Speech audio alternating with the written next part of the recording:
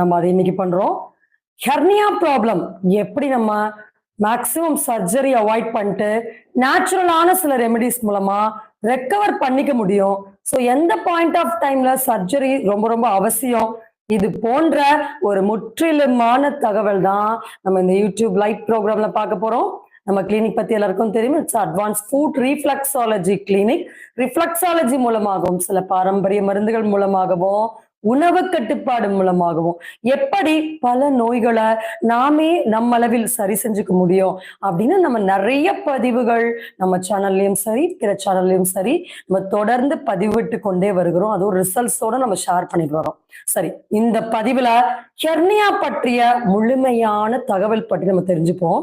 எந்த ஒரு விஷயமே நம்ம பழகாத வரைக்கும் அதை பத்தின ஒரு இமேஜினேஷன், ஒரு எக்ஸாகரேஷன், ஒரு தேவையில்லாத ஃபியர் இருந்துட்டே இருக்கும்.